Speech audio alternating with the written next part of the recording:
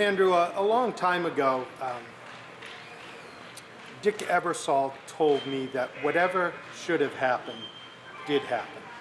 In your opinion, was Adolf Hitler a phenomenon, or was he the inevitable product of the failure of the aftermath of World War I? Hitler was the product of the aftermath of World War I, but he was not the inevitable product. And I think what I will talk about in terms of my research for Hitlerland and the stories I'd like to share a bit with the audience tonight is the fact that there was nothing inevitable about the success of the Nazis, in fact, and of Adolf Hitler. He was the driving force, but any number of things may have turned out differently, and there are very specific instances of that which I recount in my book and which I'll talk about tonight. I think we find it hard to believe often that someone like Hitler can appear on the world stage and be such a surprise. Did people as high up as Franklin Roosevelt have information from the people you're going to talk about who were in Germany that should have alerted us more to what Hitler was about and what might be happening?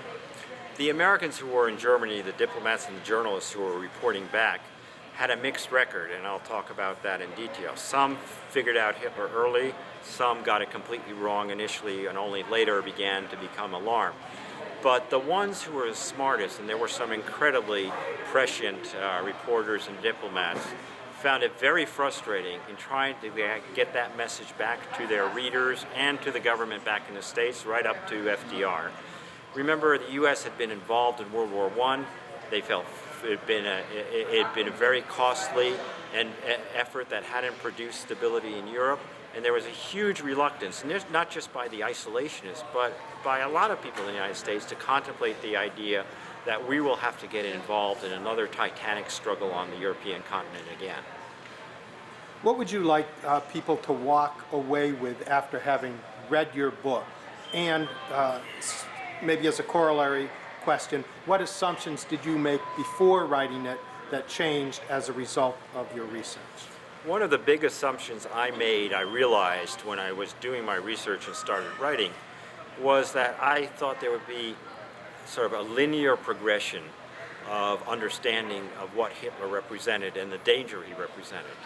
And in fact, what I discovered is some of the Americans were quite smart about him and saw the danger early, but later on, when he was closer to power, they misjudged him for all sorts of reasons that I'll talk about tonight.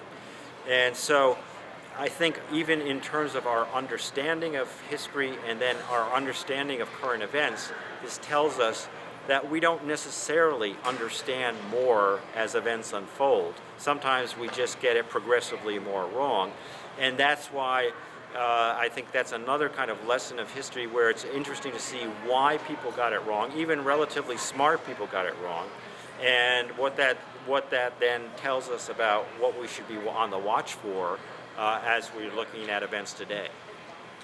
One of the students this morning asked you a question about whether or not something like this could happen again, and I think there was a related question about history repeating itself. And to a certain degree, maybe history can repeat itself because people stay essentially the same.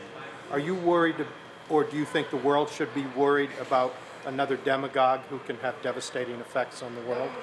I think history never repeats itself identically.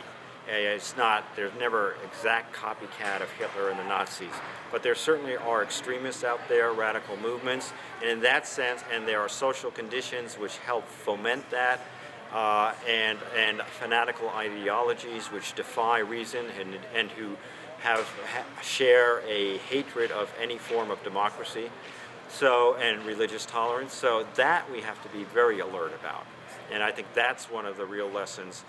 History can repeat itself in a number of ways, again, not literally exactly in a copycat fashion, but there are manifestations that are always a danger.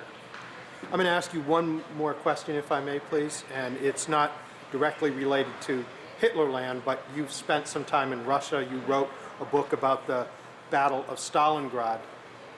Moscow. Battle of Moscow, sorry. yeah, that's all right.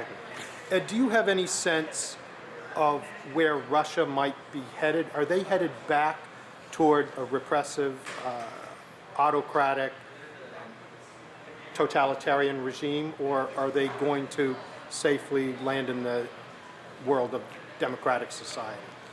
You know, I first covered the Soviet Union when it was the Soviet Union in the early 80s, when things seemed very bleak. In fact, I was expelled from Moscow in those days. Then I was back in the 90s, and as chaotic as the 90s were, there was still a sense that this country is evolving in a more positive direction in many ways, that it had the potential of getting beyond the sort of the mayhem, the brutality, the corruption, that maybe one day they will. Unfortunately, the current situation has shown a much more authoritarian tendency again. Again, one of these situations where, because of the chaos, a group is now in power that it justifies a very strong hand, and the democratic system is not functioning certainly in the way we understand democracy to function. Human rights are violated. So I think it's hard to be a real optimist at the moment about Russia. Very few Russians seem to be real optimists. Many Russians are exporting either their capital abroad or going abroad. I'd like to think this is an amazingly rich country intellectually, as well as with a lot of economic prospects. I would like to hope that at some point it evolves into a kind of more open society that I think would make it a much more constructive player on the world scene and make life a lot better for average Russians. But I think we're a long way from that yet. Thank you, Mr. Nagorski. We're looking forward to your talk this evening at 7 o'clock in the Howard Theater. Thank you.